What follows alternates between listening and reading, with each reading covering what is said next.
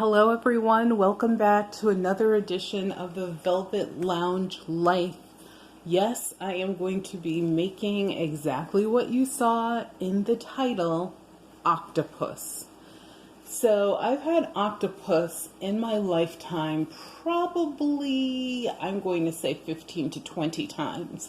And I've had it different ways. However, today is this is a brand new recipe for me. I have tested the recipe and it was phenomenal. And because of that, I said I have to do this for my YouTube audience because a lot of people will not try a different or a quote unquote what they consider to be a strange food because of how it looks, a texture. You know, they're afraid of what it might taste like, let alone, let's go back to the L word, simply the look of it.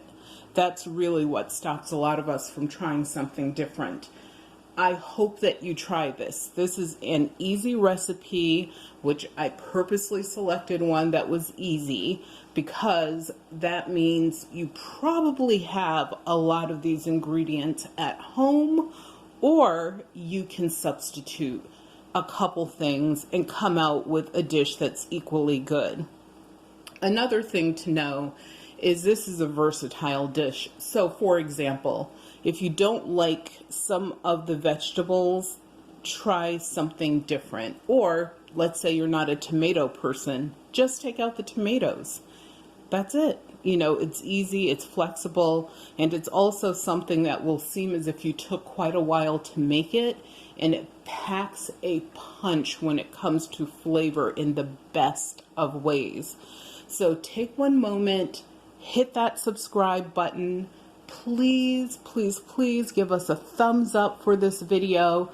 Leave a comment down below as to what you would substitute or simply leave out of this recipe. I would really like to know that because I would like to try other variations on this. And let's go.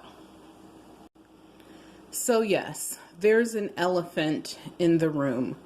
I have 8 stitches in my finger because yeah, you shouldn't jump on top of a giant tree trunk with a hedge clip trimmer thing and try to trim a bush. It's not really smart because you might have something occur like this. So anyway, I am fine. My finger is healing very well. I had excellent medical attention, so I feel as if I will still be whole. So to get started, the first thing you know I'm going to go over are the ingredients. We have octopus. I have, and this, what you see in the here, this is for the sauce. Once again, this is an area where you can be flexible. I have sesame oil, but you could use extra virgin olive oil. Just use a really good one. I have my own blend of kitchen pepper, which I created, but you could use cracked black pepper for this instead. Salt, and you will need the salt. Yes, octopus comes from the ocean, but octopus is, if you think about shrimp by itself doesn't have a lot of flavor. You have to add something to it to really like bring out that flavor and to really enjoy that texture. Octopus isn't that bad, but what octopus does need is flavor, so salt is necessary. You could use lime juice like I am, or lemon juice, and ground ginger. You don't have to use the powdered ground ginger like I use. You could use fresh ginger, but you have to make sure you create a ginger paste out of it because no one wants to bite into a chunk of raw ginger. So you have to be very careful with that. Of course, we have the octopus. I prepared this already. You'll notice I did not include the head.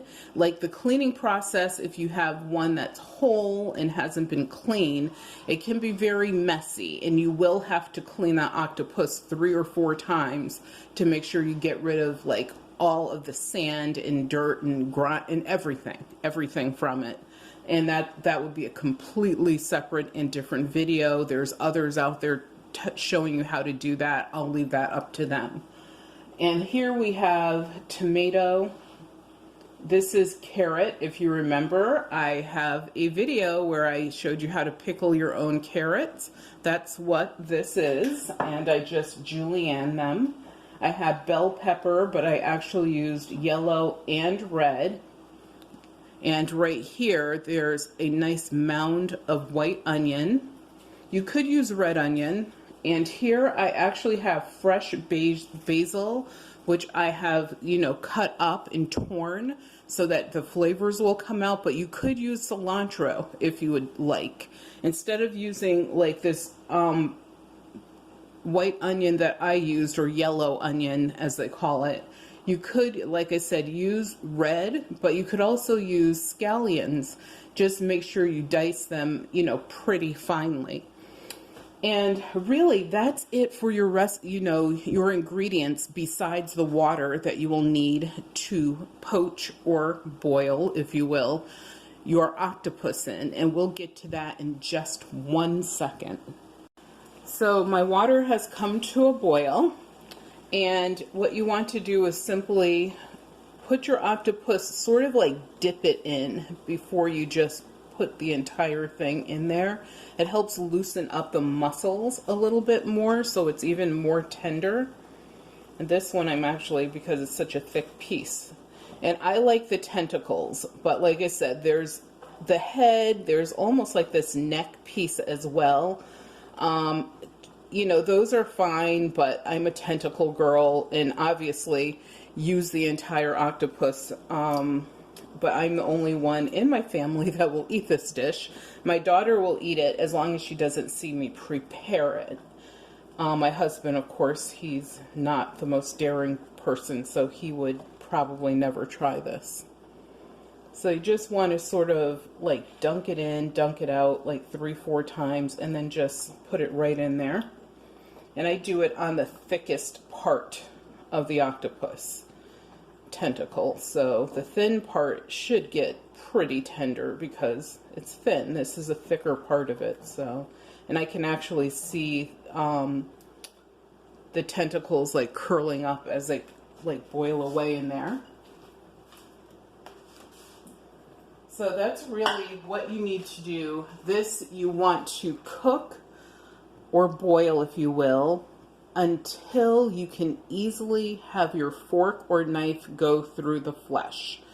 When you can easily do that, immediately take it off the heat, drain the water out, run it under cold water, and I do mean cold, so you can stop the cooking process. Because the thing is, if octopus cooks too long, it will be very tough, and you don't want that. So the octopus is almost ready.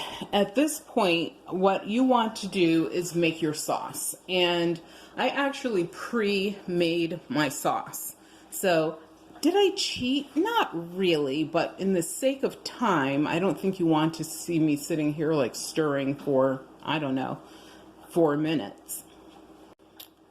So my sauce, or you could even consider this to be a dressing, what I put in here is 5 tablespoons of sesame oil. And like I said, substitute where you need to or where you want to. I also put in 1 tablespoon, yes, an entire tablespoon of my kitchen pepper. I put in half a tablespoon of salt, but it might need a little bit more. And as I've always told you guys, if you need to adjust, you just taste it a little bit and do that.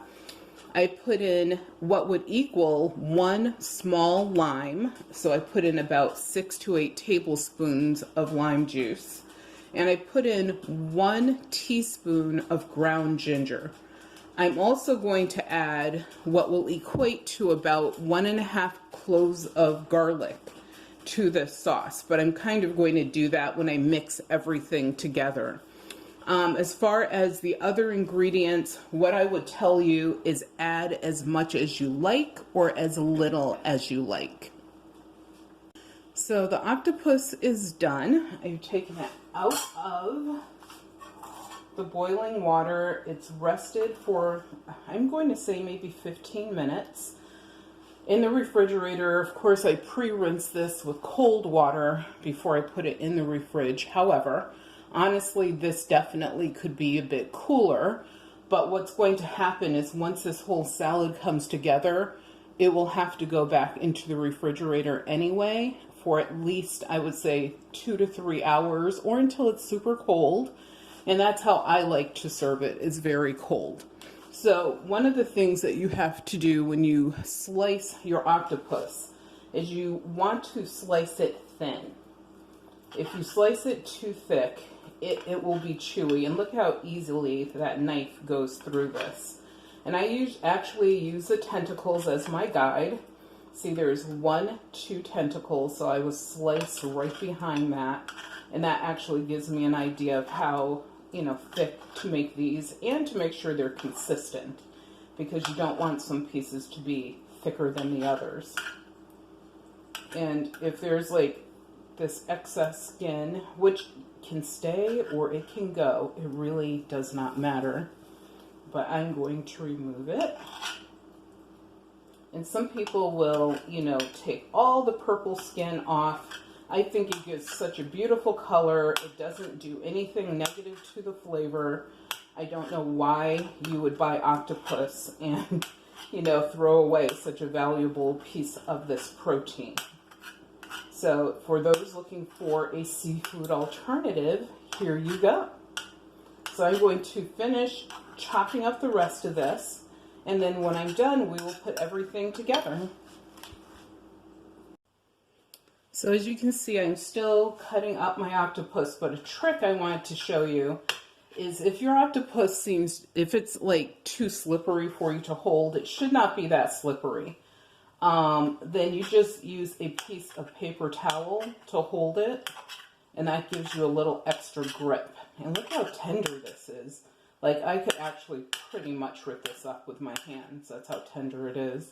It's not falling apart. It's just, nicely tendered. So I will cut up the rest and then we'll be ready to put everything together.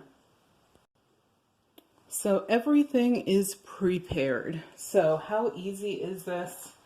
You're simply going to put everything in this one bowl. So in here, I'm going to start putting my veg. That's my onion, my basil, carrot. All of this is a vine ripened tomato that I'm using. And some really yummy, sweet tasting bell pepper. And my other yellow bell pepper, not as sweet, but still very tasty.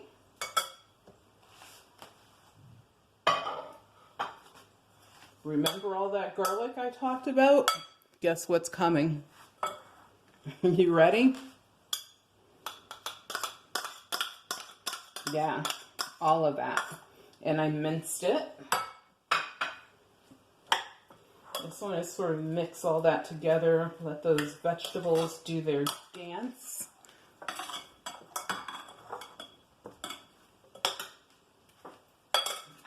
Pretty combination of colors. That is why I do not agree with stripping your octopus down until it's just white flesh. I mean, first of all, not the most attractive looking thing, but then you add this beautiful purple and white fleshed meat, which is your octopus, to this, and you mix everything together. And look at the colors. And this is great for the summer. People who are looking for something really just delicious and savory and full of flavor, but they're also trying to watch their waistlines. This is also a great recipe for that. And so yes, let me just show you. Look at the colors. Those colors are amazing. So last but not least, one of the stars of the show is our sauce. So like I said, while the octopus is cooking, you can prepare this. And just going to drizzle it about. And I did add 4 tablespoons of water to this, just to, because I do like my dressing like with more of a watery consistency, but I did not want to add more acid to it, meaning more lime juice. You could add more if you want to, but you know, this is my preference. And wow, now that really has come together nicely. And like I said, normally what would happen is you would put this in the fridge for at least a couple of hours. And, you know, if it's in there for 24 hours, even better. Awesome as leftovers. But I'm just going to serve it up right now. So here we are with our finished dish, except you guys know me. I am definitely going to add a light sprinkling of black sesame to this, just to give it that extra little crunch and je ne sais quoi. Yes, I went French on you for a moment. And there you go. My version of a beautiful octopus salad with just a beautiful array of vegetables, a wonderful sauce, and a recipe that is very versatile. Anyone can make this. And if you like any type of seafood, you will love this dish. So thank you for tuning in. Please remember to give us an injured finger up, aka thumbs up, and also hit the subscribe button. And please, seriously, in the comments, let me know what you would change or add or delete from this recipe, or even if it's something that you would replace, such as replacing the sesame seed oil with the olive oil. Thank you so much for tuning in. Remember that your health is your wealth, and without your health, you have absolutely nothing. So please, please, please take care of yourselves.